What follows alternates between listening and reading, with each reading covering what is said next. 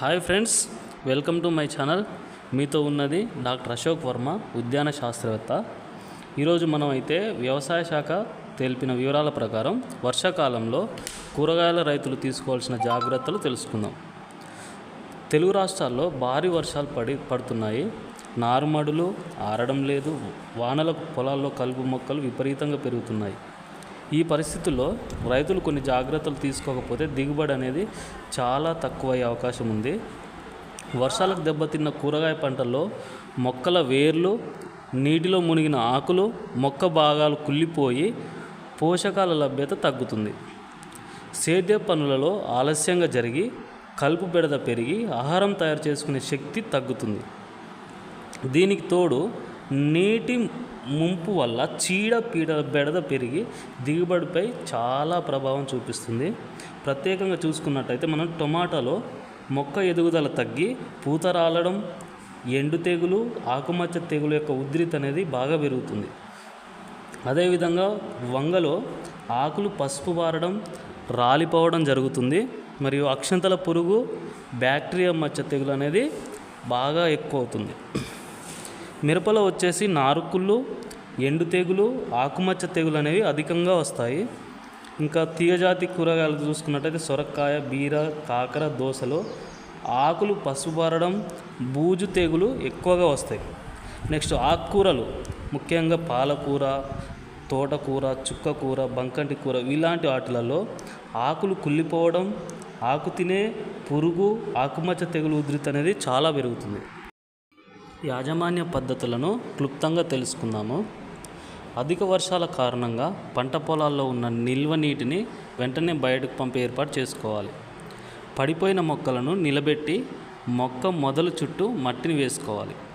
వర్షాకాలంలో తప్పనిసరి బోదలపైయే నాటుకోవాలి.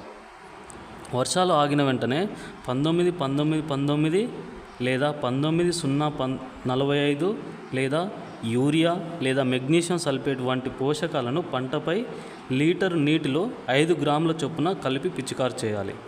అదేవిధంగా అవసరాన్ని బట్టి సూక్ష్మ పోషకాలను కూడా మనం స్ప్రే చేసుకోవాలి.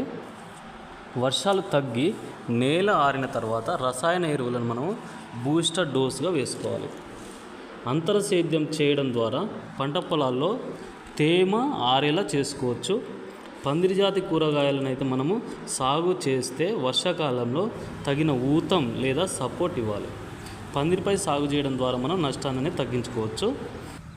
కాపు వచ్చిన టొమాటోలో బోరాన్ మరియు కాల్షియం లోపం నివారించుటకు లీటర్ నీటిలో 1.5 గ్రాముల చొప్పున బోరాక్స్ మరియు కాల్షియం క్లోరైడ్ విడివిడిగా స్ప్రే చేసుకోవాలి.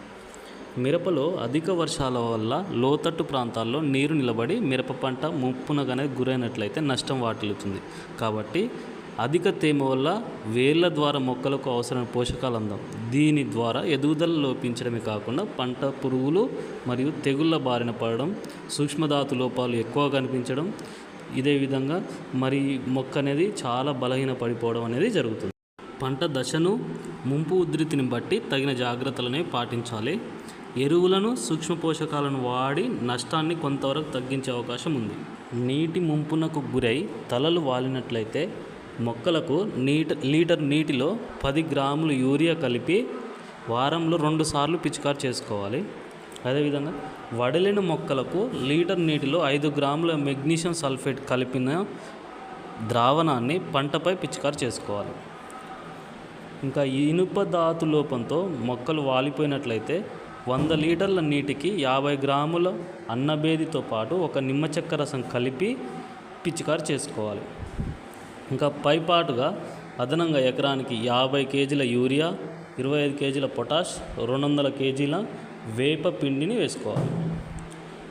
నేల అదునులోకి రాగానే వెంటనే గొర్రుతో అంతర్కృషి చేసుకోవాలి.